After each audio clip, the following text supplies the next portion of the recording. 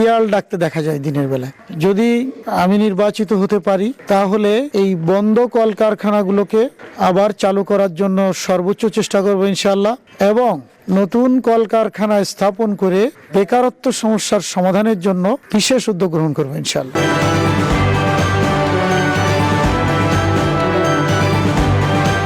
সংশ্লিষ্ট সব ধরনের সংবাদ জানাতে প্রতিদিন ঠিক এই সময় নিউজ 24 এর পর্দায় আপনাদের সাথে আমরা হাজির হয়ে যাই।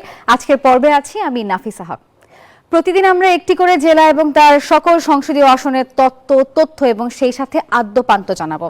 আবার সরাসরি যুক্ত হয়ে জানবো সেই জেলার বিভিন্ন দলের প্রার্থীদের প্রতিশ্রুতি এবং ভোটারদের প্রত্যাশার কথা।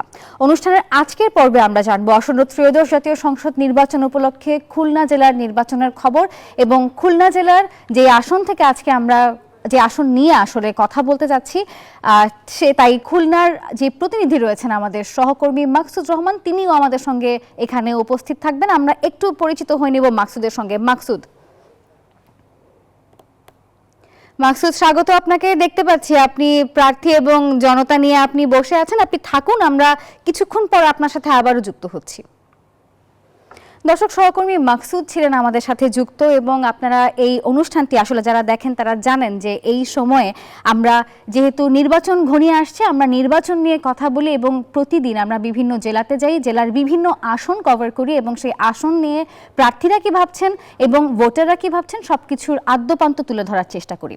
যেমনটি জানাচ্ছিলাম যে নির্বাচন ঘনিয়ে আসার গণসংযোগে কিন্তু এখন ব্যস্ত সময় পার করছে খুলনার 3 আসনের সম্ভাব্য প্রার্থীরা। আর এই আসনে বিএনপি, জামাত, এনসিপি 3 দলের ত্রিমুখী লড়াইয়ের সম্ভাবনা রয়েছে। জুলাই আন্দোলনের প্রেক্ষাপটে নতুন হিসাব নিকাশ করছেন ভোটাররা। নির্বাচিত হলে কলকারখানা বন্ধ হয়ে স্থবির হয়ে পড়া শিল্প এলাকায় প্রাণ ফেরাতে চান সম্ভাব্য প্রার্থীরা, এমনটাই তারা প্রতিশ্রুতি দিয়ে বেড়াচ্ছেন। দর্শক, সহকর্মী মাকসুদ রহমান আমাদেরকে এই নিয়ে একটি প্রতিবেদন পাঠিয়েছে, বিস্তারিত দেখব প্রতিবেদনে। খুলনা 3 আসনটি শিল্পাঞ্চল এলাকা হিসেবেই পরিচিত, যদিও একের পর এক রাষ্ট্রায়ত্ত পাটকল, নিউজপ্রিন্ট মিল, হার্ডবোর্ড মিল বন্ধ হওয়ায় কর্মসংস্থান হারিয়ে পথে বসেছেন শ্রমিকেরা। খালিশপুর, দৌলতপুর ও খানজাহান আলী থানা এলাকা নিয়ে গঠিত খুলনা 3 আসন। এই আসনে মোট ভোটার 2,52,286 জন। এর মধ্যে পুরুষ ভোটার 1,26,579 জন, নারী ভোটার 1,25,700 জন ও তৃতীয় লিঙ্গের ভোটার 7 জন।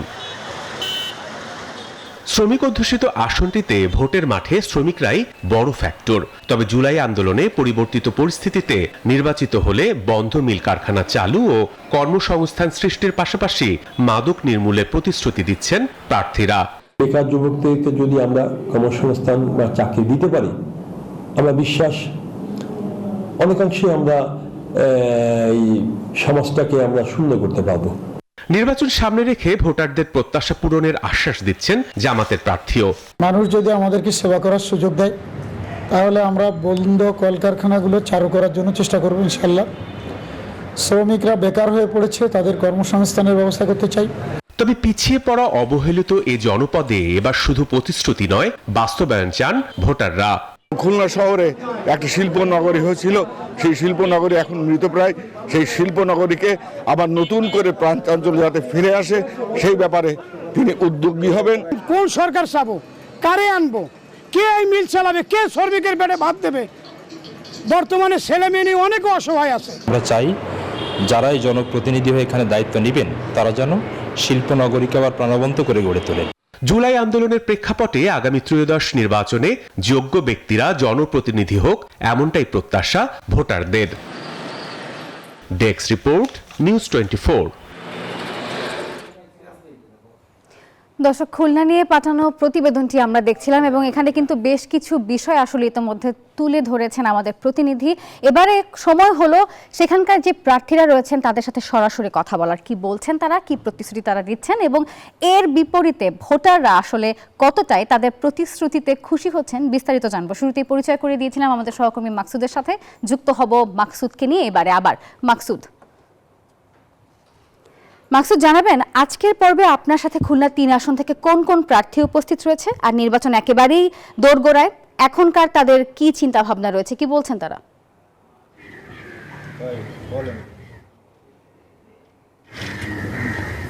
জি ধন্যবাদ।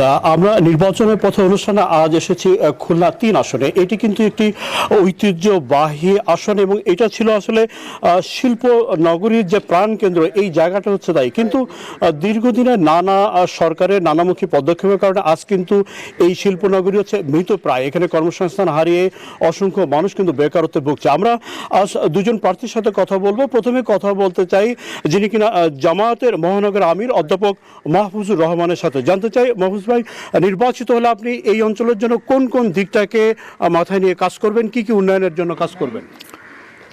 ধন্যবাদ মাকসুদ ভাই এবং নিউজ 24 পরিবারকে। আমি যদি এখানকার আমাদের জনগণের সহযোগিতায় তাদের সমর্থনে নির্বাচিত হতে পারি, তাহলে মৃতপ্রায় যে শিল্পনগরী, যেখানে মিল কলকারখানাগুলো চালু ছিল, হাজারো মানুষের পদচারণায় মুখরিত হতো, সে জায়গাটা আজ মৃত নগরীতে পরিণত হয়েছে। এখানে দিনের বেলাও এখানে মানুষ দেখা যায় না, শিয়াল ডাকতে দেখা যায় দিনের বেলায়। যদি আমি নির্বাচিত হতে পারি, তাহলে এই বন্ধ কলকারখানাগুলোকে আবার চালু করার জন্য সর্বোচ্চ চেষ্টা করব ইনশাআল্লাহ, এবং নতুন কলকারখানা স্থাপন করে বেকারত্ব সমস্যার সমাধানের জন্য বিশেষ উদ্যোগ গ্রহণ করব ইনশাআল্লাহ। কর্মসংস্থান আছে, মাদক নির্মূল আছে, কি এগুলো কি কাজ করবেন? ইতিমধ্যে আপনারা খেয়াল করেছেন যে খুলনার আইন শৃঙ্খলা পরিস্থিতির খুবই অবনতি ঘটেছে।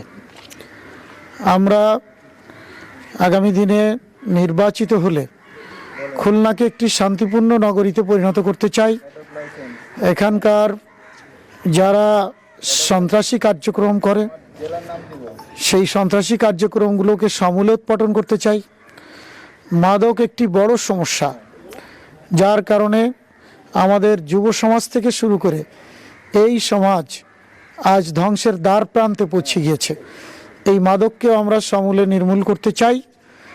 দেখা যাচ্ছে যে এই মাদকের কারণেই খুলনাতে আজ খুন খারাপির পরিমাণ বেড়ে গিয়েছে।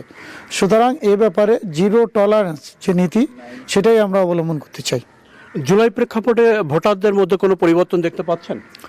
অবশ্যই আজ ছাত্র জনতার ঐতিহাসিক গণ অভ্যুত্থানের মধ্য দিয়ে আমরা যে নতুন বাংলাদেশ পেয়েছি, এতদিন ধরে ভোটাররা তার ভোটাধিকার যথাযথভাবে প্রয়োগ করতে পারেনি। আগামী 12ই ফেব্রুয়ারির নির্বাচনে সকলেই উন্মুখ হয়ে আছে, মুখিয়ে আছে তাদের ভোট দেওয়ার জন্য।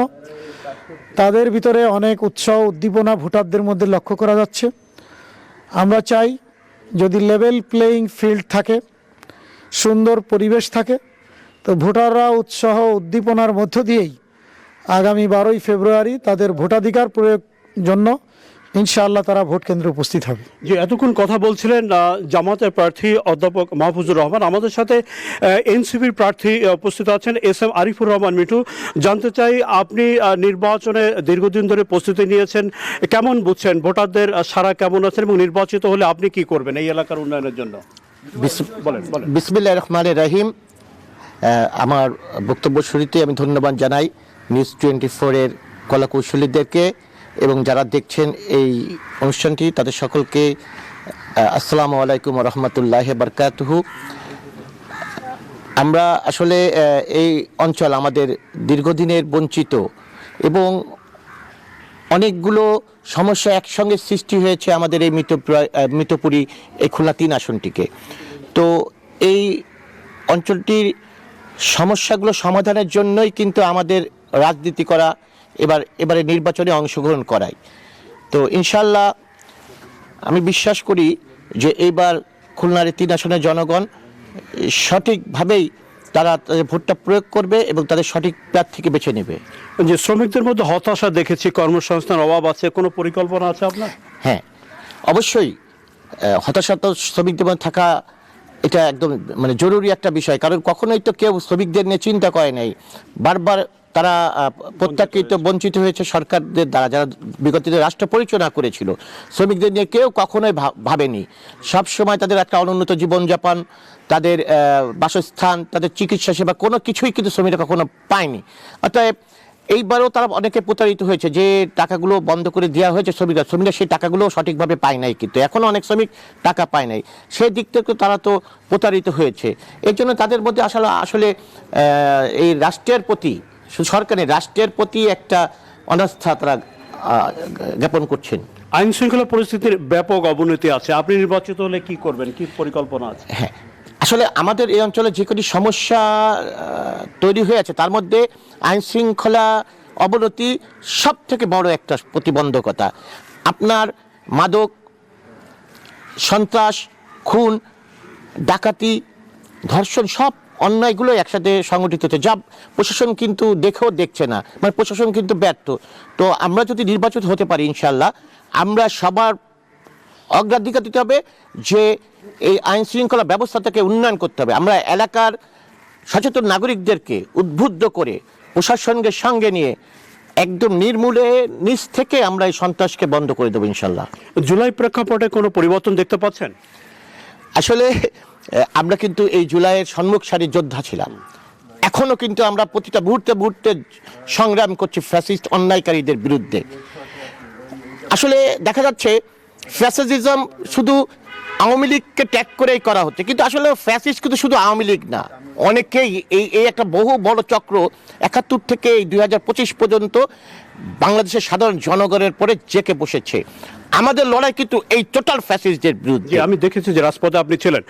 আসবো আপনার কাছে, এতক্ষণ কথা বলছিলেন এনসিপির প্রার্থী এস এম আরিফুর রহমান মিঠু। আমরা যাচ্ছি একটা ব্রেকে, আমরা স্টুডিওতে যাচ্ছি নাফিসার কাছে। নাফিসা। মাকসুদ, ধন্যবাদ আপনাকে। দর্শক, আমাদের প্রতিনিধির মাধ্যমে আমরা কথা বলছিলাম খুলনা 3 আসনের জামাত এবং এনসিপি দুজন প্রার্থীর সাথে। আরো অনেক বিষয় আলাপ আসলে বাকি রয়েছে, তবে এ পর্যায়ে আপনারা দেখছেন জেডএসআরএম প্রেজেন্স নির্বাচনের পথে।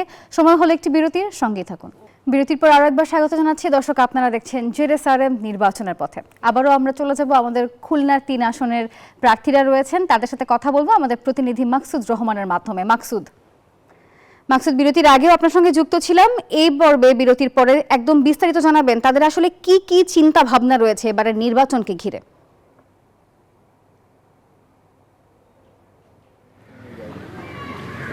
জি, ধন্যবাদ নাফিসা। বিরতির আগে আমরা দুইজন প্রার্থীর সাথে কথা বলছিলাম। আমরা প্রথমে এবার কথা বলতে চাই জামায়াতের খুলনা মহানগরী আমির অধ্যাপক মাহফুজুর রহমান। তিনি কিন্তু অত্যন্ত দক্ষ একজন সংগঠন এবং নির্বাচনকে কেন্দ্র করে ভোটারদের সাথে কিন্তু তিনি একটা লিঙ্কেজ তৈরি করেছেন। জানতে চাই যে ভোটারদের দ্বারে দ্বারে যখন যাচ্ছেন ভোটাররা কি বলছেন, একই সাথে জয়ের ব্যাপারে আপনি কতখানি আশাবাদী? ধন্যবাদ। ভোটারদের কাছে যখন যাচ্ছি, ভোটাররা একটি কথাই বলছে যে এবার কি আমরা নির্বাচনে ভোট দিতে পারবো। আমরা তাদেরকে আশ্বস্ত করছি যে এতদিন আপনারা ভোট কেন্দ্রে যেতে পারেননি, ভোটের পরিবেশ পাননি, আপনারা ভোট দিতে যাওয়ার আগেই আপনাদের ভোট অন্য কেউ দিয়ে দিয়েছে। সুতরাং আমরা এবার আশা করছি যে চমৎকার একটি পরিবেশ থাকবে, আপনারা ভোট দিতে পারবেন। এবং ভোটাররা এখন যথেষ্ট সচেতন, আগের তুলনায় অনেক সচেতন।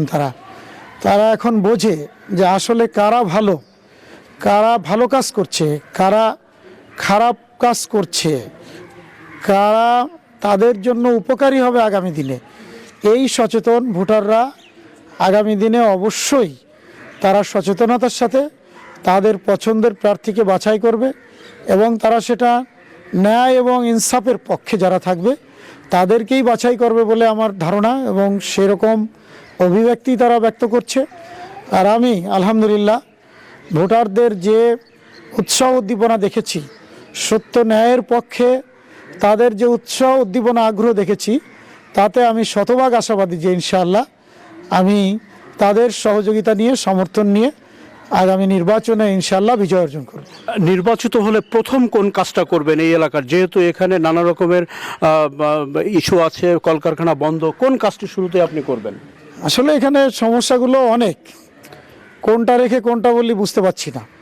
তবে আইন শৃঙ্খলার যে অবনতি, সেটাকে অবশ্যই আমরা যদি উন্নতি ঘটাতে পারি তাহলে অনেক অন্যায় কাজ যা হচ্ছে সেগুলো বন্ধ হয়ে যাবে। সেদিকটাই প্রথমে নজর দিতে চাই। এরপরে আগেই বলেছি, বন্ধ মিল কলকারখানাগুলো পুনরায় চালু করার জন্য আমরা সকলকে সাথে নিয়ে সর্বোচ্চ চেষ্টা করব ইনশাআল্লাহ।